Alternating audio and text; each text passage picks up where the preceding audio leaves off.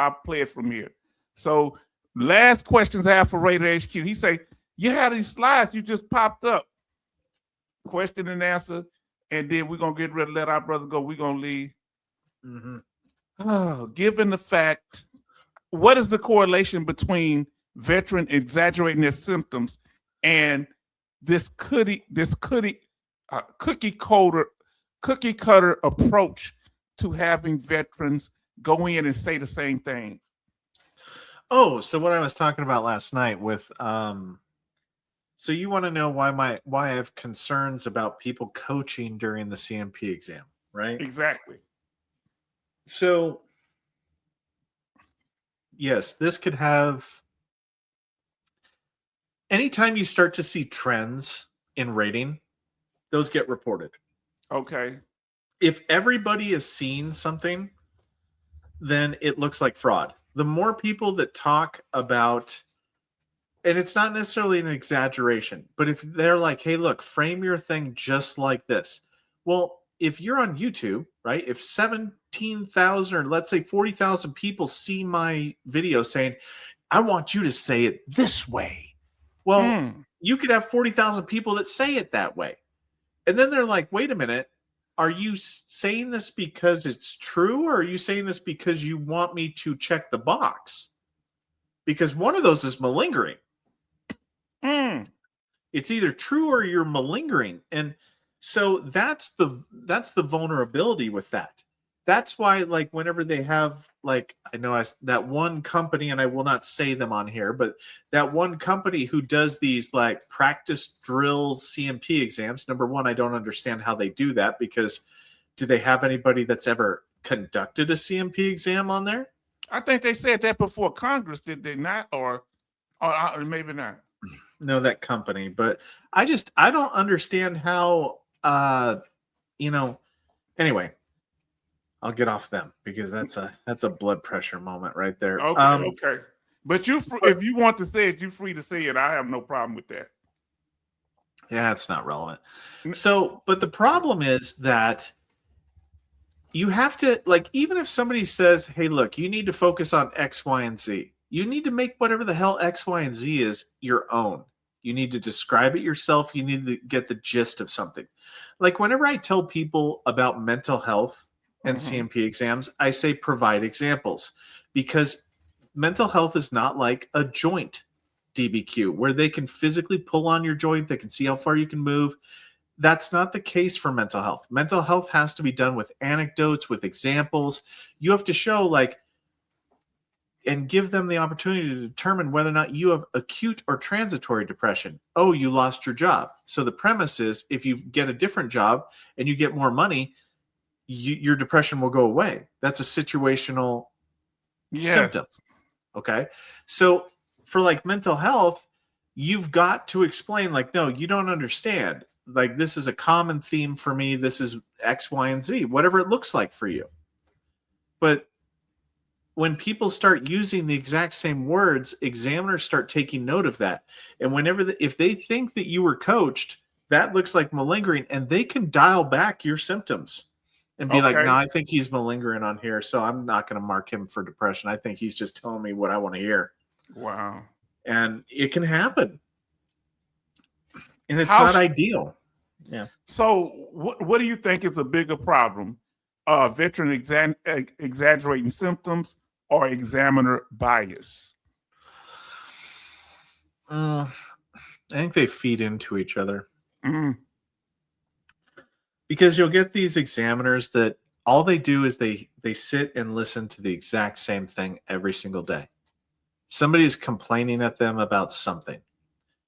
And if you do the exact same thing every single day, if you talk to people, different people the exact same day, and you started hearing trends with it, that would start to sour your mood about stuff. Because some, like, they're like, look, you're just trying to get one up on me.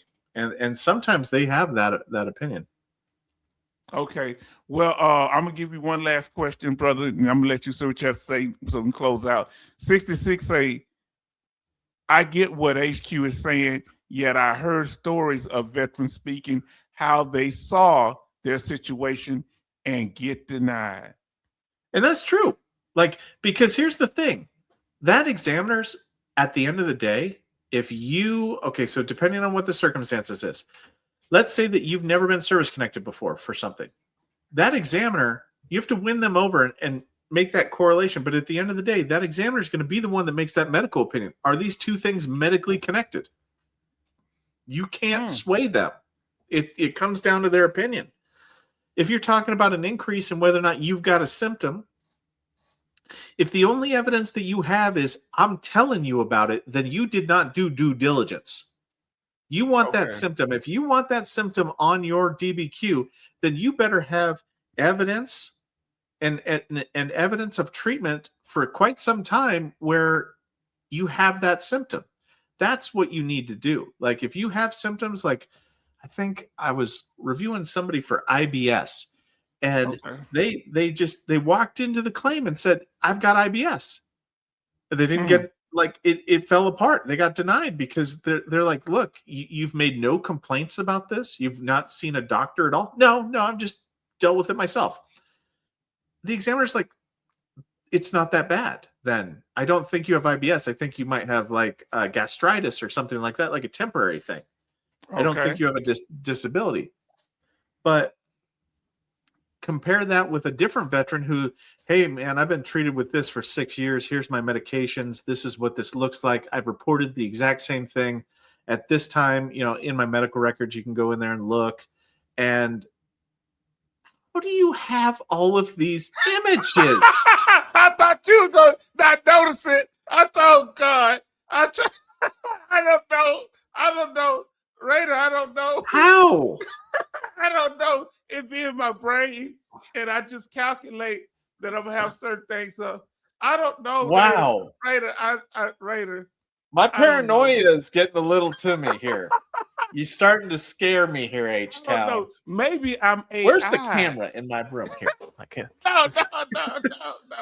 Like my daughter, she messaged with me. My house. Yeah, my daughter said she'd take a picture of me eating in my room and then walk away and send it to me. She said in my she said, I see you or something. And it's not cool. I said, it's not cool. It's not cool. That's not cool.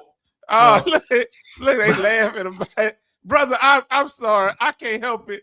I just had this stuff there. Now, the last question I want to ask you, and hopefully I'm clear. Okay. This is based on the live stream. Please go back and watch this live stream. I'm going to put the link in the description. I think I got it there. Let me see. Yes, in there. So I put it in there. It's in the chat. So I want to ask you, it's based on what you had said. Hopefully I get it right. What disability symptoms severity is more determined by benchmarks than by work or daily functioning? I hope I'm clear. Because I hope I was speaking it out. So some of them just based on benchmarks. If you got this, you're using the asthma pump. That's what I call what I mean by benchmark. So you got it. You certainly this is so. And daily functioning, checking how the person talk to us. So the 38 CFR Part 4 obviously will be the telltale decider of that. So not all disabilities, even in the same category, have the same requirements. Like COPD and asthma do not share identical respiratory criteria. A lot of conditions are, like, if you want to know, like, which ones are more subjective? Yeah. So when you get past the point that you got these clear benchmarks, which do you have more of those where you just say, okay, I check off. They meet this criteria. They meet this standard. They meet that standard. Yeah. Where is it mental health the only one where it's more subjective that you have to deal with daily function, how to interact with their works? And isn't that harder to interpret? It's not subjective for the rater. So it's more subjective for the examiner, but the examiner will check boxes, the rater will check boxes, the exact same boxes. So it's there's no subjectiveness to it. The one that's subjective is like migraines at 50%, where the rater has to review your severe economic inadaptability. There's no definition for that. So that's where the gray area is. Oh, okay. TDIU, your ability to work, that's a gray area. That's where a rater gets to make a determination based upon their feelings. Same thing with SMCL for aid and attendance.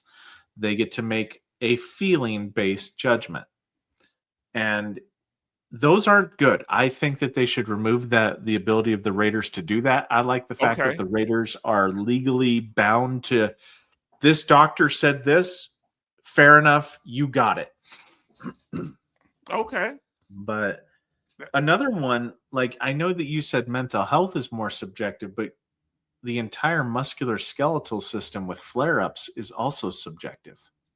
How so when you can have x-rays and that pain? Flare-ups have nothing to do with x-rays. They have to do with, so you get your symptoms really, really bad. I want you to guess how bad they look, how bad they are. I can only bend to here whenever I have a flare-up.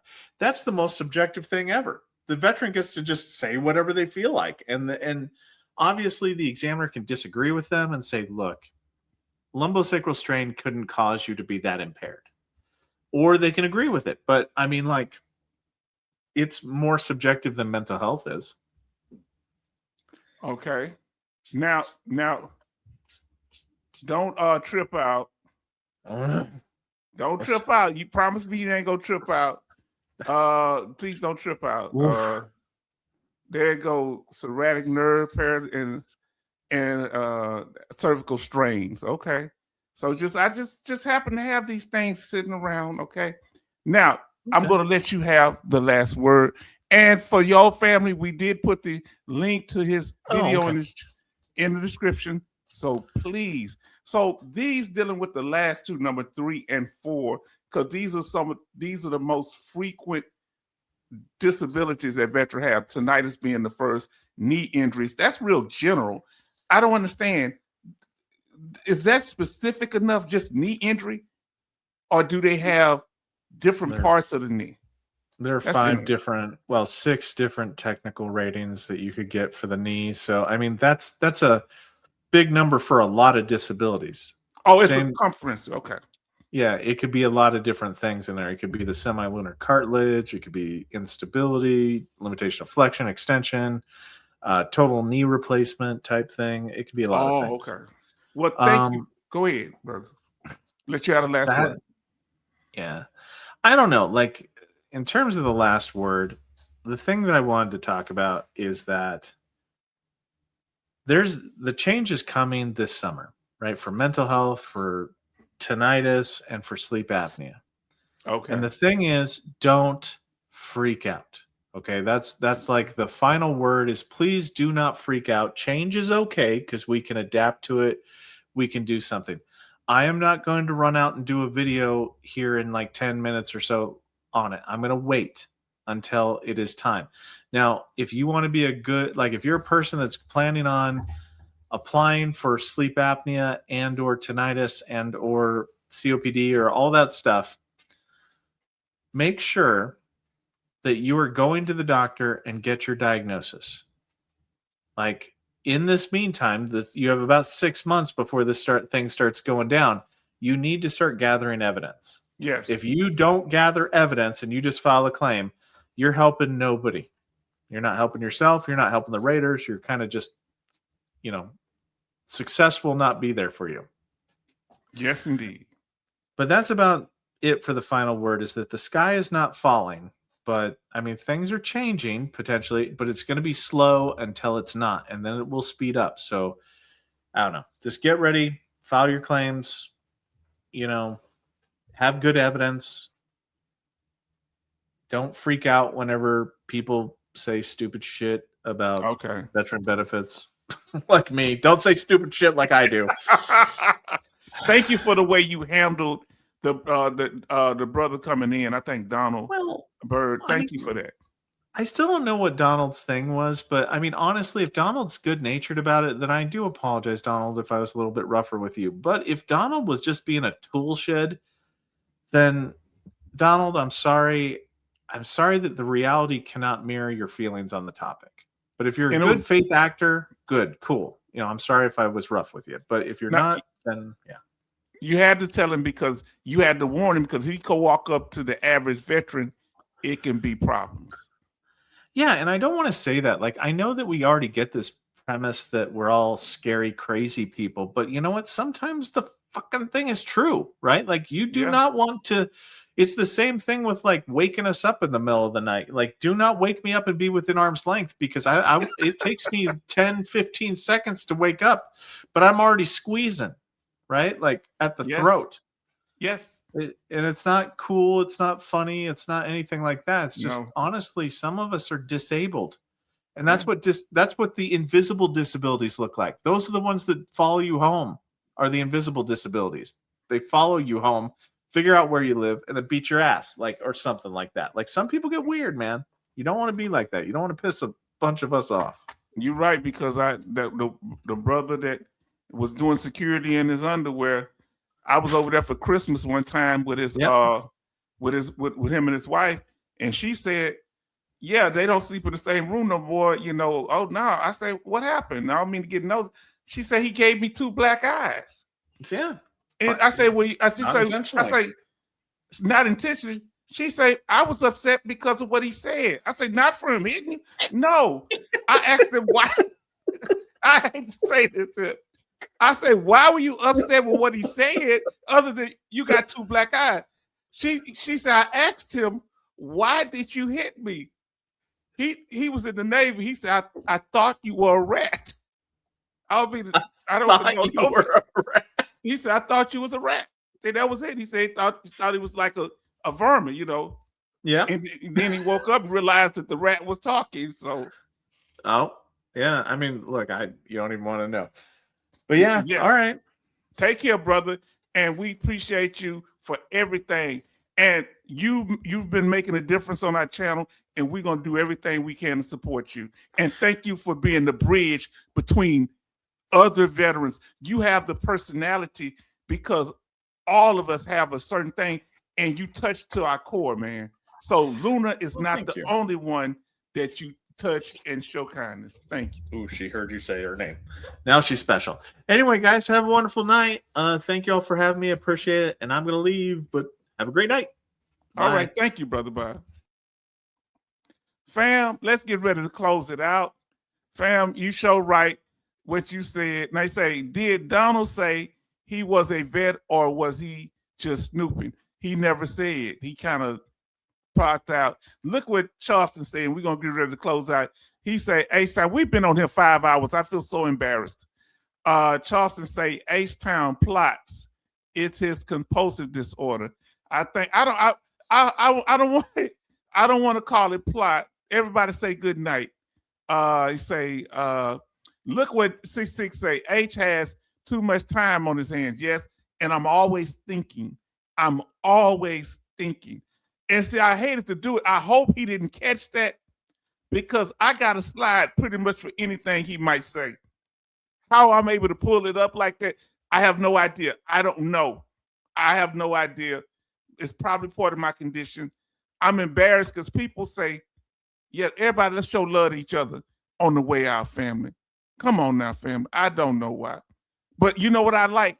The fact that y'all accept me and y'all don't, y'all don't kick me to the curb. Thank you so much, family. I finally got purpose in life. I got people that listen to me run my mouth. Y'all say good night. Toasty say good night. Betty Bob says good night, shipmate. And Charleston Zimmerman. Ben Olive said good night. Then we have Brother Charleston says night, Raider. Yes, indeed. And Betty Bob says H-Town, good. Enjoy your Thursday. Yes, indeed. Let's see what a brother say. Donald is a vet or he's just stupid. I don't know. Good night, family from 66. And then Charleston say shipmate and H-Town and family. We not doing nothing tomorrow. I don't plan on doing nothing tomorrow. I ain't trying to break no record. All right, much love. We're going to see y'all on Sunday. Family, y'all, we've been doing this thing. And family, y'all are the reason we are drawing people in. We get new people. And y'all notice, I had no problem. I'm glad y'all put them little symbols in there, though, to be alert. We ain't got to tell the inside thing. Here's the thing. I don't mind as long as they're respectful. You know what I'm saying? If they start crashing out where they don't answer, he kept coming up with questions that kind of made sense if he was a civilian. Look what they say. Betty Bob say, good night, Raider. To all that are not feeling healthy right now, including our brother Raider and our sister Betty Bob's, my prayers. Let me say a quick little prayer for y'all. Thank y'all so much. God bless them. And I'm not meaning, I say this all the time, not to offend anybody that is irreligious. It's okay. We know, it's just part of my culture and my background. Dear Lord, we ask that you bless the fellow veterans in here tonight and those that are not veterans. God, we ask that you bless all. We say, God, thank you, and look over even Congress. We ask that you heal our brother, HQ Raider, and keep helping him be strong, and help us all, Sister Betty Bob's, Brother Charleston, help us all through our disabilities. In Jesus' name, amen. All right, now, family, thank you. We are growing. Family, one time we get about 4,000 a month views. We getting up to 6,000 and 7,000. Did you hear me? We getting, Lord, and I'm gonna let y'all go. We getting, like, I'm gonna tell y'all, I don't mind telling you. And make sure I got the updated stuff though. Family, now tell me if this within 1 week time period. 1 week we got. Let me do 1 week. 1 week we've got 143 subscribers. Did you hear me, family? I can't believe it. In 1 week, Raider played a big part of that. Y'all played a big part of that. We able to boost the message. In the 1 month, we got 193 in the last 28 days. But just in a week, most of those come from the last week. 143. Amen. Rest well, fam. Yes, indeed. Y'all take care. I think we answered the question tonight, and I think we went into it, family. Did we cover it? I want to say thank you. Want to say that's close to 3,000. Yeah. Let me see how many we have totally. Let me tell you how many we have totally. I think I have it here. We have 2,469 subscribers. So we going down. We just made 2,000. Now we halfway to 3,000. Come on, fam. Did you hear me? So, family, I want to thank y'all for being here, for helping us, and we gonna close it out. See, you got to know how to treat people. You understand? And good people draw good people, as my grandmother would say. I wish they was here now to hug them. Miss my grandfather, my grandmother, I call my great granddaddy Papa. That man taught me everything. I didn't know how amazing a person he was until he wasn't here no more, because he was just this school. But he was my granddaddy. I was my great granddaddy. My granddaddy was a lovely person too. Hold on, let me get this here. So we went into it, family. Huh? Did we talk about it tonight? Wow. Yes, we do. We have, let me tell y'all another little thing. Let's talk about watch hours. How many hours people done watched? I want y'all to hear this. In just the last week, this gonna blow your mind. This gonna blow your mind. How many hours have people watched? 676. Almost 700 hours of people watching our live streams. Did you hear what I said? So it don't matter how many people viewed it. It's how long they watched. They could have just got on and got off. Almost 700 hours of people watching our program. Come on now. Tell me, we on here a long time. And last thing with the views, in the last 7 days, we had 2,700, almost 3,000 views in a week. Come on, family. So I want to say good night. Thank y'all for being so wonderful and so kind. And till next time, family, we want to tell y'all have a blessed night and take care.